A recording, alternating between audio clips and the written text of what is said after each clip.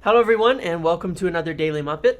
I have an interesting one to discuss here today. We want to talk about Timber, want to talk about Martinez, want to talk about the budget and the midfield kind of problem, as well as some ideas on recruitment.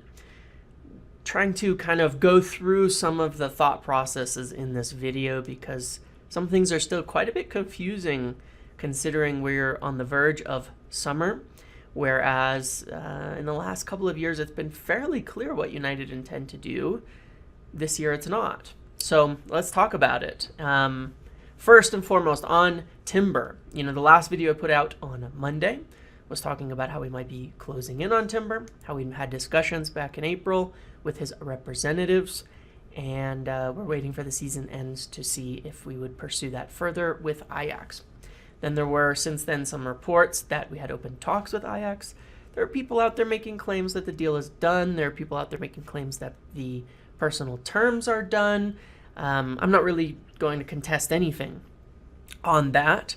However, all I can really say is from talking to some of our better sources on this one specifically, that there's been contact with his representatives to work out willingness and the overall kind of demands that would be there. I don't know in terms of detail of whether terms have actually been agreed. And there have been discussions with Ajax, I believe, through a third party that may have progressed to direct contacts in the last few days. But that's it at the moment. I don't have anything further. It's not done. There's no medical scheduled or anything like that. So there's still some time to go on this. There's still the potential, I don't know that they've agreed on the fee, on structures, on things like that. That's all important. And we'll talk about Martinez in a moment. But perhaps, we'll talk about some ideas there, but I don't know that they would be looking to bring in two players from Ajax this summer. It feels like there might be some issues with doing that, but we'll get to that. The other thing I want to talk about before I get into more of these specific targets and details is if you look at it now, there's an interesting thing I've mentioned before. When you start seeing a lot of names kind of popping around in the media, generally that means that that's when United are talking to agents and working out different targets and working out different names. It's been very quiet on striker. It's actually been very quiet on that central midfielder position.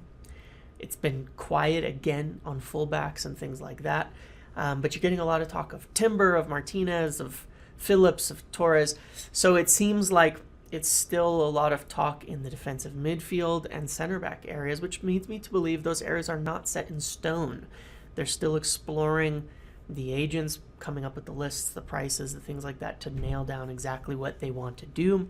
Whereas in the other areas, they might have already decided with, priority number 1, priority number 2, etc. for these different positions. And when you look at it interestingly and you look at the names involved, this is very curious. And maybe it's a hint as to what we're doing this summer. But you have kind of cheaper targets being listed. Timber's potentially 30 million. Martinez, I don't know what he costs, but somewhere in, I don't believe he's that expensive. Calvin Phillips, if they're relegated, is down to 25. A lot of the names, Pau Torres is a bit expensive, but as I've mentioned before, I wouldn't see that happening unless Lindelof goes. Other names that have been mentioned by kind of random media, Sven Botman, where I understand maybe we've spoken to his representatives, but nothing further. A lot of them are kind of cheaper names. And the defensive midfielder targets that are being discussed with Rice off the table, if you look at some of the other names like potentially Paulinho, Lamer, none of these are expensive. If United were to spend 30 or so at center back or right back for someone like Timber and 30 or so for Martinez or somewhere in that range, with the sales that are potentially coming in order to even make those purchases, Bailly and Jones and Tuanzebe and a lot of these people out there that are potentially on their way out, you don't really have much taken from the budget. You might have, out of 125 to 150 million budget on the table, you might have only used 20 of it to get those two targets. So what I'm wondering is if, they haven't lined up two expensive players in the central midfield or forward positions and are looking at spending more money there simply because the top defensive midfielder target is not available. The simple fact of the matter is, if you look between this summer and next, United need two strikers and they need two defensive midfielders because we have none in either position. We have Ronaldo at striker, but he's gone next year. So by next summer, we need two. You probably only want to get one now, but you definitely don't want to need to buy two next summer. And that's the biggest argument for getting a striker now. You do not want to have to buy two strikers next year. So, that's my main argument in terms of Nunez is get him. He's available. He's a great striker. That way you don't have to focus on it next year, because this summer you cannot get your top defensive midfield targets. Rice is too expensive. He may be available next summer. He will be available next summer at a better price and probably be in Champions League if things go well. Tchouaméni doesn't want to come here. Next summer's a better time to get that expensive defensive midfielder. So what I'm looking at on it, if you think with it kind of logically, is use the budget for an expensive striker, a center mid, get that cheaper defensive midfielder, get that cheaper reinforcement at the back, and then next summer flip it.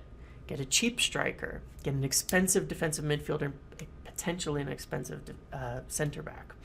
That makes some sense. And the way that the budgets are looking, that makes more sense unless you get a big departure like Victor Lindelof from the center back position.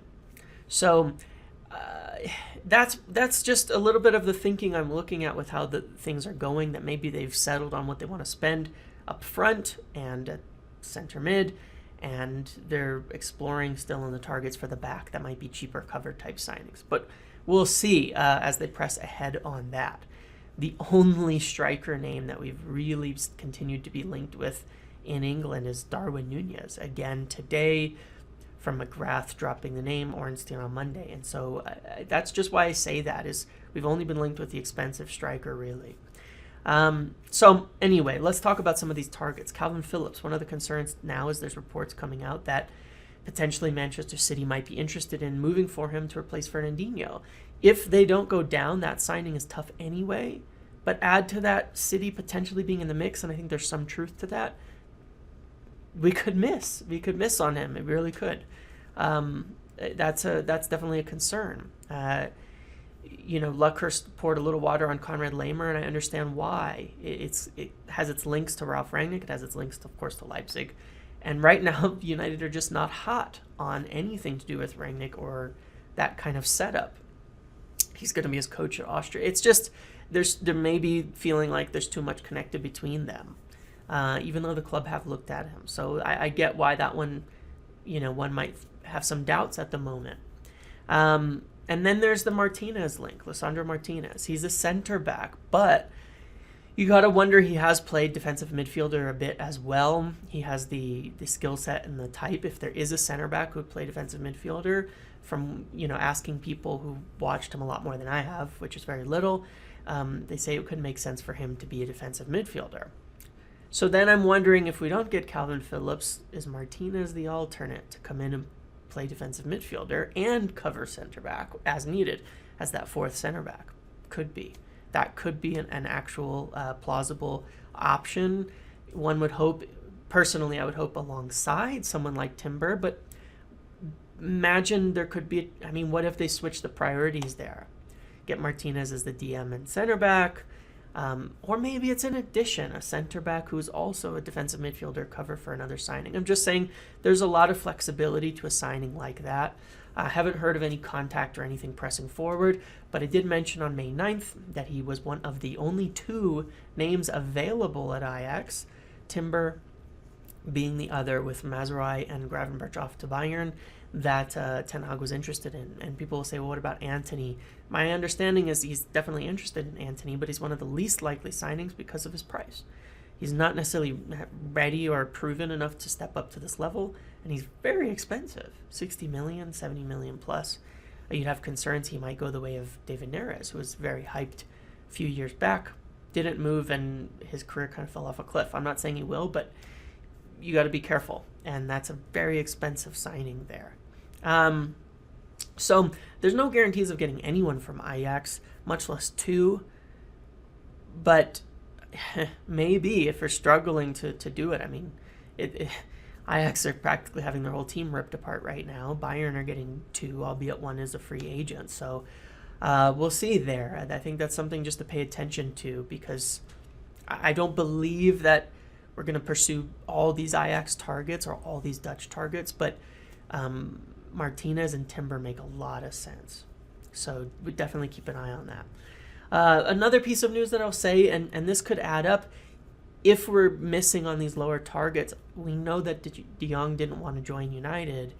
This could explain, again, some of the desperation to get him in. He's not a defensive midfielder, but I'm almost at the moment, as I mentioned, not thinking, do we have enough budget? I'm more thinking, how could we actually spend the budget on players that are worth getting? It's pointless to buy 6, 7, 20 million players. None of them break into the starting 11. We need players who can and should improve the starting 11 and push down players to depth, especially in the midfield, and to me, especially in the forward line. So if maybe the defensive midfielder targets, those targets are going to be cheaper, it could explain why there's a little more like, do whatever it takes to get Frenkie De Jong from Erik ten Hag. And my understanding from one of our sources, a good one, is that there were some more discussions between Ten Hag and some people at United with De Jong's representatives and potentially with him himself in the last few days, in talks to shape how he would fit at United and to really kind of explain potentially the project of how the team could fit around him. I don't know the outcome of that. Like I said, my understanding from the last information on his willingness was still that it was a no, and maintained that. We'll see if these conversations change anything. But in terms of convincing the player, how would you go about doing it? These would be the ways that you would do so. So there's been some conversations, but again, I have no idea what the outcome is. I have no idea if it changed anything. As of now, I haven't heard any stance has changed. I don't know if I'll hear it changes before something comes out in the media, but I'm still waiting for that, right? I think we're all still waiting for that. Because from Spain, I mean, a lot of the reports in England, including Luckhurst, have been knocking back that report in Spain about 95%, and he wants to come and all of that. And even the reporter who said that definitely backed down from what he was saying, where it seemed certain De Jong will be the first signing and all of that, and it's been quiet. So we'll see. I'm just waiting for an update there, and also hopefully, that we will hear something out there if he is willing to join, and if the conversations have had any effect on, his willingness to join United. So we'll see what happens there. Other couple things, as I've been saying for some months now, Henderson is likely on the move. Obviously, news coming up on that. Newcastle interested in buying him. United looking at a loan. Because I think the issue is there's a likelihood De Gea starts next season, but they may not want to lose Henderson as an asset for the following year, where they'll be then might be forced to buy an expensive goalkeeper. But I don't think that's been necessarily finalized either. The only other kind of random name I want to mention is, just as a mention, is maybe Serge Gnabry. He's got a year left at Bayern. He's a right winger. I don't know if Champions League would be an issue, but he'd be available at a decent price. And I think it's just United have looked at him in the past, have been interested in him in the past. He wants to leave. He wants to take the next step. I don't know much about him, but I'm just curious if that might be an option, another option for maybe a cut price right winger where we still need someone there. Like I mentioned, we're hearing very little on forwards and center mids out of the main one names that we have there. So perhaps those names are set, and they're just exploring in the other positions. That's all I've got for now. Again, thanks for watching. Make sure to like, comment, subscribe, turn notifications on, and I'll see you in the next video.